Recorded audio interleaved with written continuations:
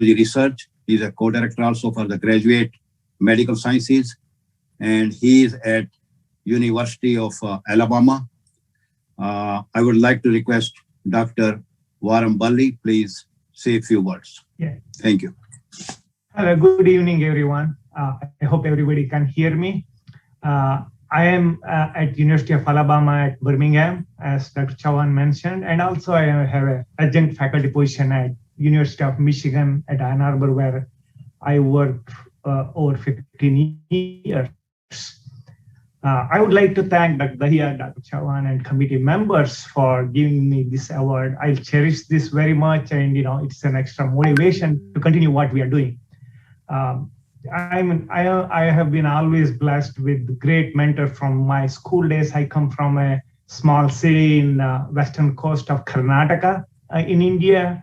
It's called Brahmavara, and I studied in nearby places, temple towns like Udupi, Mangalore, and then I went and joined Indian Institute of Science, Bangalore, doing biochemistry research. I would shout out to my mentors, late Professor Adiga and Dr. Sandhya Vishwesharaya, who trained me in basic research.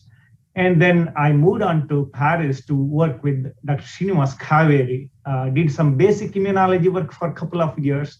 And in 2000, I moved to University of Michigan and joined a youngster who is a superstar now, Dr. Arul Chinayan. Worked extensively on cancer genomics there. Interestingly, all my mentors so far have been Indians or Indian origin scientists, outstanding people. I worked on cancer genomics, mainly trying to identify new targets. Like Dr. Dahiya mentioned, we need to find new targets, new drugs. So some of them become very successful, went into great publications, and translationally become very significant. One of the molecule I keep remembering is a histone methyl transferase called EZH2, for which many drugs are in clinical trials right now. And after that, I moved, set up my own lab, worked with great collaborators. I see many of them here as well. I see Dr. Nalla, Dr. Rajesh Singh is here, Dr. Mane, my neighbor, he's here. And I see Dr. Srikumar. I published a lot of papers with all these people. My cancer research work mainly involved a lot of target discovery, but after that, I realized, one or few people can't do much. So I decided to use all this large public data, make a collaborative vehicle so that people across the world can use the data in meaningful way, try to identify needle in the haystack, because, precision targeting needs very, neat curation of the data.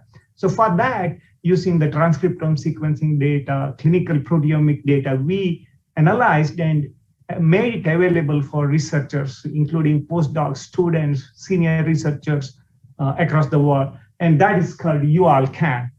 Just as like the name suggests, anybody can. You can just click a few buttons and get tons of information, which includes gene expression profiling data, long non-coding RNA data, microRNA data, DNA methylation data, clinical proteomic data, patient survival data, not from every cancers, but you can divide cancers based on histological subtypes, race, or molecular subtypes, and get nice graphs, which you can directly use in publication. And it has been extensively used across the world now with over 600,000 site visits. And we keep adding data, mainly with the idea that we can help researchers, youngsters also to get the invaluable data in their hands. That we are spending a lot of time on these days. And I would like to thank, last but not the least, my family, including my parents, brothers, sisters, friends, and my wife Radhika, my daughter Meena Varambally, my son Amit Varambally, for their constant support all these years during thick and thin of our research work. As previously mentioned, grants and all the struggles we go through, but they are there as supportive as ever. And for early stage investigators, like I said, there needs to be passion and hope, and there is a lot of opportunities both in academia and industry. Collaboration is most important, and also using the available data searching for the data, including Google. Few others mentioned, I would like to pray God and hope the COVID situation in India really drastically comes down, and we'll start hearing good news, and vaccination becomes very successful in India, and travels can be started again, families can meet up again, and things like that. With that, I would like to thank everybody, and thank you very much again for the award.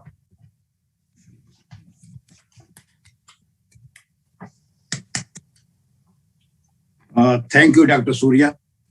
And I'm glad that Dr. Varul could help you, because we have awarded him too. And you were at UFM. Yeah, I moved from UF to UCSD in 1995. So I'm very well aware of the campus. And as far as you're saying about the COVID-19, I don't agree with you that situation is improving in India. It's still very grim. And I always check the numbers and feel very bad every morning that we are not having a control of that. And as far as you said, the vaccine is working. It's just only almost 2% of the population. We have so much population that is very difficult. And we have shortage of vaccine too. But hope that will go away, and I wish all of you and your family members and friends that we are staying safe. Dr. Daya, could you present the award to Dr. Soorya, please? Soorya, can you see the award? Just a second. And there you go. Thank you very much. Appreciated. Much appreciated. And send us your address. We'll mail it out. Yes, I will do that.